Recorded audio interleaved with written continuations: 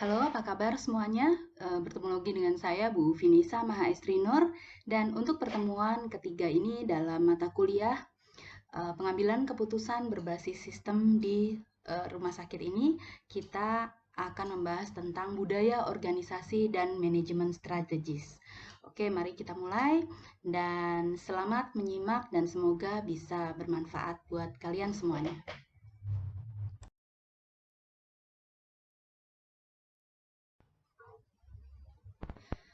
Sebuah rumah sakit mempunyai kemungkinan keadaan yang terpecah belah dalam berbagai kelompok, sehingga tidak ditemui suatu budaya organisasi bersama. Dalam keadaan yang terpecah belah ini, tentu saja mobilisasi dari perubahan sulit dilakukan. Dan pelaksanaan atau penggunaan konsep manajemen strategis di rumah sakit akan menjumpai banyak sekali hambatan. Pertanyaannya adalah, mengapa sebuah lembaga dapat terpecah belah? Apakah manajemen strategis dapat dipergunakan untuk merubah budaya organisasi? Dan apa yang harus terlebih dahulu dilakukan antara penerapan manajemen strategis atau perubahan budaya organisasi? Nah, pemaparan selanjutnya akan bisa menjawab pertanyaan-pertanyaan itu.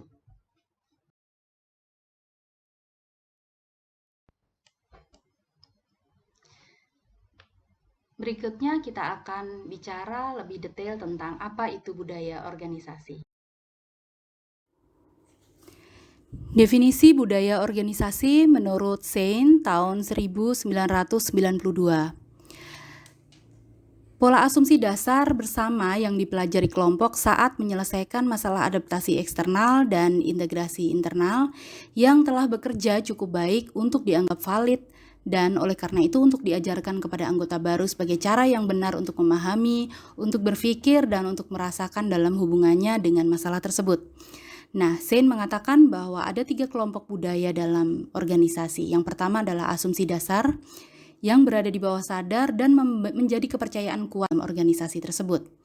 Yang kedua, nilai-nilai yang dicari dan diekspresikan dalam berbagai kegiatan termasuk dalam menyusun strategi, dalam menyusun tujuan organisasi dan filosofi organisasi. Yang ketiga, artefak atau hal yang tampak dan benda-benda yang terlihat sebagai ciri budaya kelompok. Nah, hal ini menjadikan kita paham bahwa budaya organisasi adalah sebuah budaya yang sudah dilakukan secara turun-menurun dari generasi ke generasi dalam dalam organisasi tersebut, sehingga dianggap untuk bisa membantu organisasi dalam mencapai tujuannya.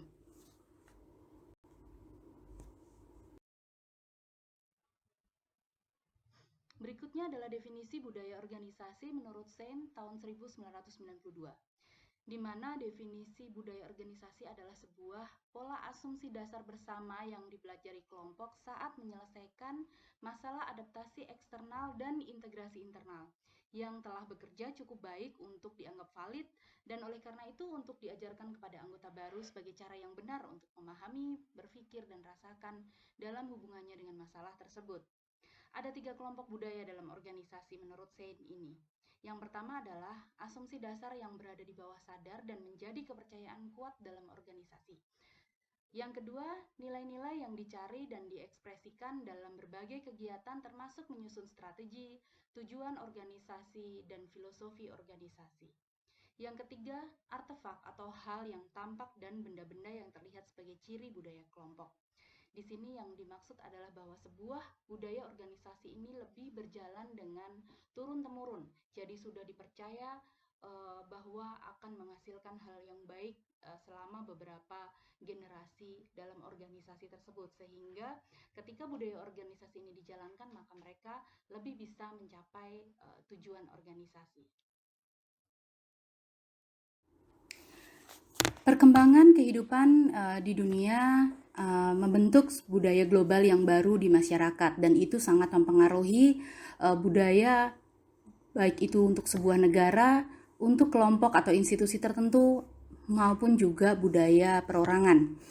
Nah, perubahan atau pergeseran budaya dalam kehidupan global tentu saja memberikan dampak pada budaya masyarakat di suatu tempat. Contohnya dalam masa pandemi ini, otomatis masyarakat akan sangat bergantung pada sebuah sistem informasi atau aplikasi-aplikasi yang ada yang disediakan untuk mempermudah atau memperlancar kehidupan mereka selama masa pandemi. Baik itu untuk sekolah, untuk pekerjaan, dan lain sebagainya. Nah, otomatis budaya masyarakat ini akan menjadi budaya nasional atau menjadi budaya baru sebuah bangsa, dan tentu saja juga akan membentuk budaya organisasi yang baru. Dalam hal ini adalah budaya organisasi di rumah sakit. Contohnya yang dulu ketika sebelum ada pandemi kita belum terlalu menggunakan sistem informasi, orang akan lebih suka datang ke rumah sakit dan mendaftar. Maka pada saat ini mereka akan lebih mengutamakan mendaftar ke rumah sakit secara online atau menggunakan dokter-dokter online seperti aplikasi-aplikasi Halodoc, Alodoc, dan lain sebagainya. Nah, ini adalah budaya baru yang muncul di masyarakat. Demikian juga budaya baru ini juga akan mempengaruhi budaya profesional, baik itu para dokter, spesialis, dokter umum, perawat, maupun profesi-profesi non-medis seperti manajer sumber daya manusia, manajer pemasaran, dan lain-lain. Nah, pengaruh budaya ini sangat memberikan perubahan besar terhadap sektor kesehatan. Yang tadi kita cermati pada bagan adalah perubahan budaya pada tingkat nasional, budaya kerja institusi rumah sakit, dan juga budaya para profesional. Bagan ini disusun oleh Profesor Laksono Trisnantoro pada tahun 2005 tentang model interaksi antar budaya di rumah sakit.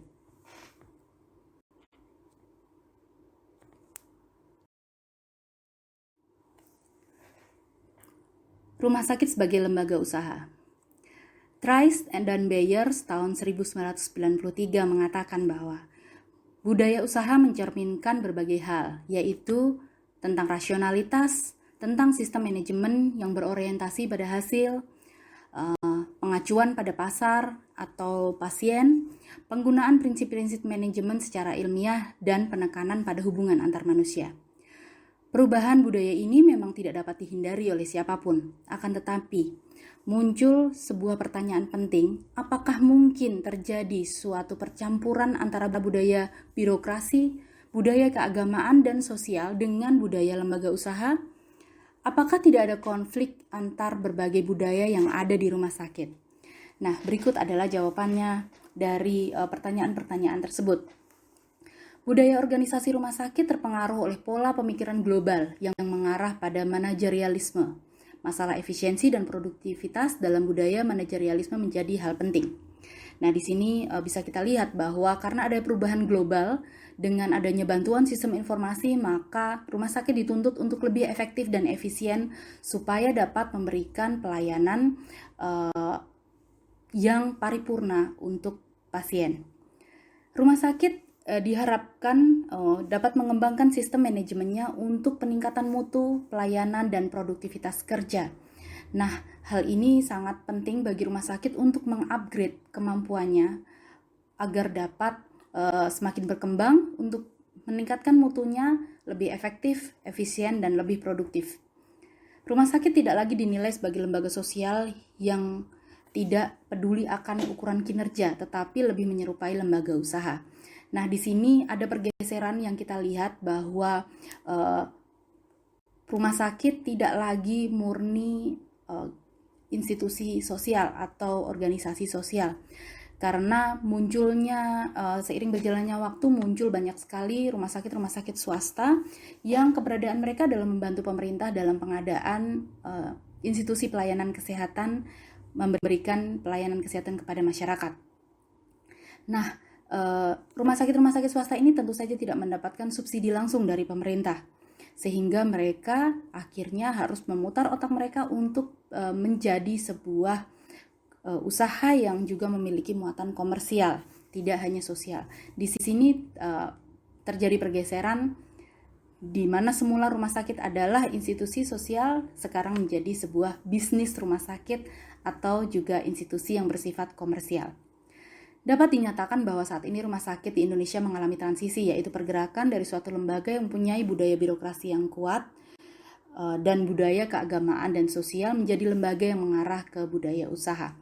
Nah, di sini bahwa kita lihat belakangan ini bahwa tidak hanya rumah sakit swasta yang memiliki muatan komersial, tetapi rumah sakit umum pun atau milik pemerintah pun, rumah sakit umum daerah atau rumah sakit kabupaten itu dituntut untuk mereka harus mengembangkan dirinya supaya mereka bisa mendapatkan pemasukan yang tidak berasal dari subsidi pemerintah. Sehingga ada pergeseran dari lembaga sosial menjadi lembaga komersial. Namun sampai kapanpun, sekalipun rumah sakit sudah bisa kita katakan sebagai sebuah bisnis rumah sakit, tapi rumah sakit tidak akan pernah menjadi institusi yang murni bisnis karena tidak boleh meninggalkan tujuan sosial yang dimiliki sejak awal. Subculture rumah sakit. Rumah sakit tentu saja memiliki banyak sekali unit-unit dan tentu saja unit-unit tersebut memiliki subculture yang berbeda-beda yang tetap mengacu pada visi misi rumah sakit. Yang pertama adalah instalasi gawat darurat atau unit gawat darurat. Instalasi ini memiliki budaya yang khas, yaitu berorientasi pada waktu, kecepatan waktu, dan juga kematian dari pasien di instalasi gawat darurat merupakan hal yang mempengaruhi pola kerja mereka. Sehingga mereka memiliki budaya cepat, tepat, dan kematian pasien sangat menjadi tolok ukur dalam kesuksesan atau kegagalan mereka dalam melaksanakan pekerjaannya. Karena semakin sedikit angka kematian di instalasi gawat darurat, maka mereka berarti mereka bekerja dengan lebih baik. Ada juga budaya di rekam medis. Di sistem rekam medis ini senioritas sangat terlihat, tapi bisa juga jadi sebaliknya, junior itu lebih menguasai karena mereka lebih menguasai tentang teknologi yang sekarang digunakan dalam sistem rekam medis. Namun mereka tetap bisa saling mensupport dalam melaksanakan tugasnya. Dan di rekam medis ini perlu diketahui bahwa dulu dengan sekarang ada perbedaan yang signifikan. Ketika dulu masih menggunakan kertas-kertas dengan formulir-formulir atau tulisan-tulisan tangan dokter ya untuk menjelaskan kondisi pasien, sekarang lebih pada database ya, sehingga dokter lebih memberikan laporan-laporannya dengan sistem informasi yang sudah disediakan oleh pihak rumah sakit. Sehingga pekerjaan di rekam medis akan lebih sederhana, akan lebih cepat dan efisien. Dokter spesialis biasanya memiliki budaya yang paling sulit untuk dikelola oleh manajemen. Karena mereka selalu menuntut perlakuan istimewa. Hal ini sangat menghambat karena beberapa pelaksanaan poli di rumah sakit itu dibuka jam 8 pagi, tapi dokter datang jam 10, dokter spesialisnya, karena mereka memiliki keterbatasan waktu, mereka kadang merasa dirinya profesional dan merasa dibutuhkan, maka agak sulit diatur. Tapi manajemen rumah sakit yang baik adalah manajemen yang bisa memberikan pengertian kepada para dokter spesialis ini bahwa mereka memiliki hak dan kewajiban yang sama dengan pekerja yang lain. Perawat juga memiliki budaya kerja yang ekstra berat dan mereka juga mengharapkan ekstra gaji, dan dengan itu untuk mendapatkannya mereka harus menambah keahlian mereka. Jadi perawat-perawat di rumah sakit pada saat ini dituntut untuk mengupgrade ilmunya. Mereka harus mau mengikuti pelatihan-pelatihan untuk bisa menambah keahliannya, dan ini akan sangat mempengaruhi pendapatan mereka, gaji mereka, dan insentif yang mereka dapatkan. Jajaran direksi biasanya memiliki budaya untouchable atau tidak bisa disentuh oleh para karyawannya, dan juga kadang memberikan keputusan-keputusan sepihak. Hal ini sangat mengganggu karena seharusnya jajaran direksi itu sangat harus mau bersentuhan langsung dengan para karyawannya sehingga mereka tahu apa yang terjadi di lapangan. Itu yang pertama. Yang kedua, mereka juga harus terbiasa mengambil keputusan berdasarkan pada data yang dipaparkan. Data-data tersebut berasal dari seluruh unit yang ada di rumah sakit dan lengkap dan dari data tersebut bisa terbaca bahwa apa saja yang harus dilakukan. Dari hasil monitoring dan evaluasi, mereka harus mau mengambil keputusan dari data-data tersebut sehingga mereka tidak membuat keputusan yang salah. Di bagian keuangan, semuanya harus tercatat rapi dan tidak boleh ada penundaan pekerjaan. Hal ini sangat penting bagi mereka sendiri supaya keesokan paginya tidak ada penumpukan atau hutang pekerjaan yang harus mereka selesaikan. Dan apabila keuangan itu rapih, maka semuanya bisa dilihat atau diproses dengan lebih cepat.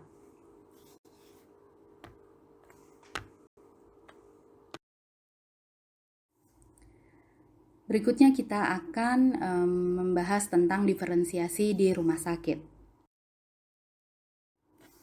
Pendekatan dalam menganalisis budaya organisasi di rumah sakit. Yang pertama adalah pendekatan integratif. Penekanan pendekatan integratif dalam menilai budaya organisasi terletak pada keserasian dan keseragaman. Pendekatan ini juga berfokus pada nilai-nilai dan pandangan bersama. Intinya adalah bagaimana memadukan berbagai subculture yang ada di lembaga rumah sakit sehingga mereka bisa terintegrasi satu dengan lainnya dengan baik. Yang kedua ada pendekatan diferensiasi. Diferensiasi menyatakan bahwa budaya organisasi tersusun atas kenyataan adanya berbagai subculture yang mungkin berada dalam keadaan harmoni atau selaras, atau mungkin dalam keadaan konflik, atau mungkin pula tidak mengacuhkan kelompok lain. Hal ini dikatakan oleh Martin tahun 2002. Cara pandang ini mengakui adanya nilai-nilai dan norma-norma organisasi secara keseluruhan. Akan tetapi, berbagai kelompok yang berbeda dalam organisasi dapat mempunyai budaya yang berbeda-beda. Sehingga di dalam pendekatan diferensiasi ini, perbedaan setiap unit dari rumah sakit sangat dihargai dan dihormati. Yang ketiga adalah pendekatan fragmentasi. Pendekatan fragmentasi menyatakan bahwa budaya organisasi merupakan hal yang sulit ditetapkan karena mengandung kebimbangan-kebimbangan. Pendekatan ini memperlihatkan bahwa kekuasaan di dalam organisasi tersebar di berbagai orang dan tergantung pada perubahan lingkungan. Batas antara lingkungan dan organisasi tidak jelas. Pendekatan fragmentasi ini biasanya digunakan untuk mengukur sebuah organisasi yang sifatnya ambigu, lebih tidak ada kejelasan antara apakah rumah sakit tersebut memiliki sebuah budaya organisasi atau tidak. Sehingga pendekatan fragmentasi ini jarang digunakan di rumah sakit. Karena biasanya rumah sakit di Indonesia sudah memiliki budaya organisasi yang tertata.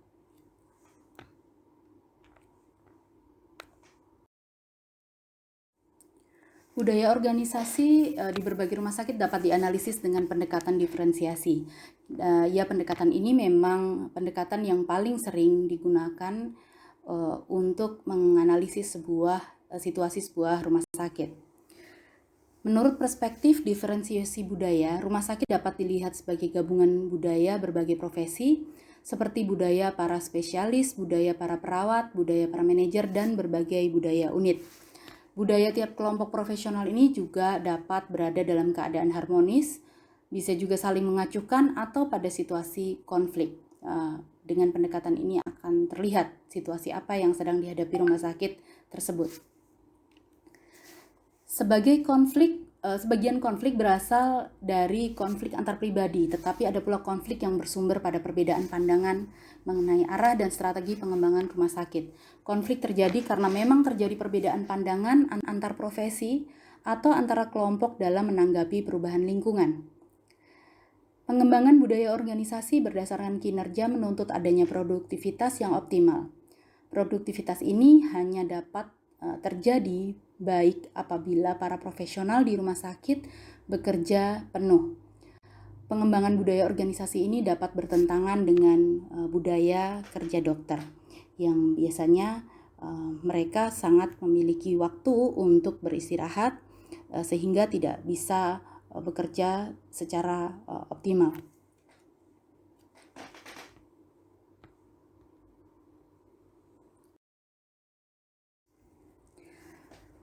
Apakah budaya organisasi dapat diubah?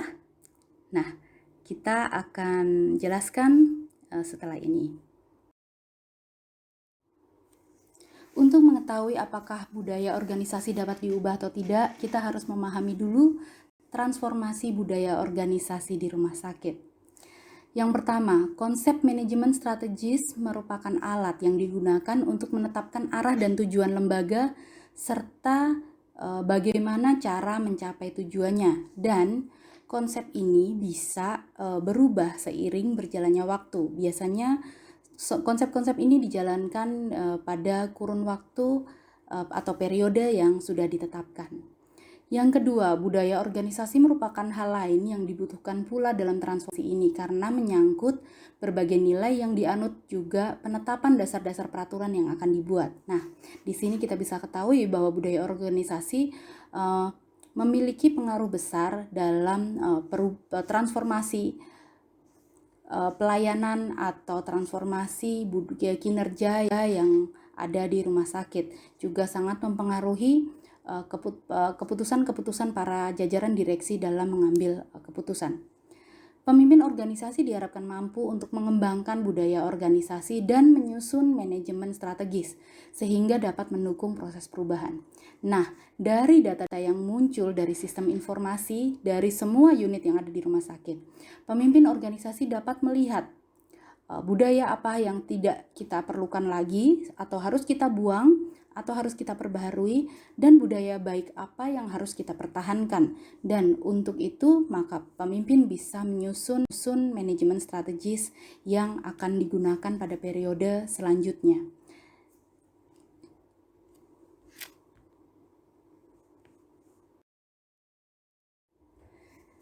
Yang kedua, untuk bisa mengetahui apakah budaya organisasi dapat diubah atau tidak, kita harus mengetahui tentang langkah manajemen dalam melakukan perubahan. Pada akhir dekade 90-an, berbagai ahli manajemen mencoba memperkenalkan konsep Total Quality Management atau TQM di rumah sakit di Indonesia. Konsep TQM ini memang menjanjikan suatu perubahan apabila berbagai syarat dapat dimenuhi, yaitu adanya pemimpin yang visioner, pengguna rumah sakit yang puas karena ada proses penanganan yang baik di rumah sakit, peningkatan mutu secara berkesinambungan, dan sumber daya manusia yang baik. Konsep TQM ini baik, akan tetapi membutuhkan perubahan budaya organisasi dan budaya profesi di rumah sakit. Nah, dari sini kita bisa lihat kalau ketika kita ingin melaksanakan sebuah total quality management, di mana kita mencapai manajemen yang sangat berkualitas, maka kita membutuhkan perubahan pada budaya organisasi dan budaya profesi di rumah sakit. Sehingga di sini kita bisa mengetahui bahwa budaya organisasi dapat dirubah untuk tujuan yang lebih baik. Bisa adanya peningkatan dari budaya yang sudah ada, atau bahkan kita membuang budaya-budaya yang tidak mengacu pada keefektivitasan dan juga keefisienan. Sehingga kita bisa buang hal-hal itu, kita pertahankan yang baik, kita upgrade ke yang lebih baik lagi. Dengan ini kita bisa mengetahui bahwa budaya organisasi dapat diubah asalkan tujuannya baik. Nah, total quality management memang menjanjikan hal-hal baik bagi pertumbuhan atau perkembangan rumah sakit di Indonesia. Namun, pada saat aplikasi juga mungkin banyak sekali kendala atau hambatan yang dihadapi. Nah, terdapat kesulitan dalam aplikasi TQM di rumah sakit di Indonesia. Hal ini karena sebenarnya TQM merupakan konsep peningkatan mutu pelayanan yang menekankan pada perubahan budaya organisasi seperti yang dinyatakan oleh Tuchman tahun 1994. Nah, kenapa ada kendala? Karena mungkin beberapa komponen dalam sebuah institusi rumah sakit itu tidak mau berubah, tidak mau ada budaya-budaya yang dirubah. Nah, ini akan sulit bagi manajemen untuk melaksanakan atau mengaplikasikan TQM di rumah sakit. Tanpa ada perubahan budaya organisasi dan penekanan pada aspek manusia, maka TQM cenderung menjadi konsep manajemen kontemporer yang menarik, tetapi kemudian ditinggalkan karena tidak berhasil dipergunakan. Diharapkan ada tindakan yang dapat menimbulkan semangat untuk meningkatkan integrasi antar kelompok berdasarkan budaya organisasi yang berbasis pada kompetensi, kinerja, dan aspek sosial rumah sakit. Dari kenyataan-kenyataan ini kita bisa ketahui bahwa untuk mencapai sebuah total quality management di rumah sakit, maka harus ada perubahan budaya organisasi yang disepakati oleh seluruh komponen rumah sakit. Karena perubahan ini membutuhkan gerakan yang seragam dari semua anggota.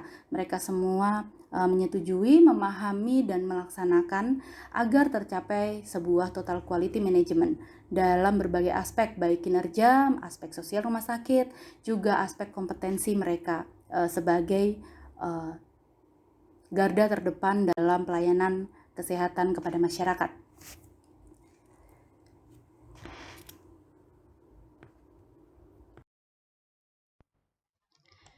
Nah, selesai sudah materi untuk pertemuan keempat untuk budaya organisasi dan manajemen strategi. Nah, pertanyaannya sudah Ibu sampaikan tadi di slide kedua, yaitu mengapa sebuah lembaga dapat terpecah belah. Yang kedua, apakah manajemen strategis dapat dipergunakan untuk merubah budaya organisasi? Dan yang terakhir, apa yang harus terlebih dahulu dilakukan antara penerapan manajemen strategis atau perubahan budaya organisasi terlebih dahulu? Nah, mohon kalian cari jawabannya dan akan kita diskusikan di kelas diskusi nanti. Terima kasih, semoga ilmunya bisa bermanfaat. Sampai ketemu lagi di kesempatan berikutnya. Terima kasih.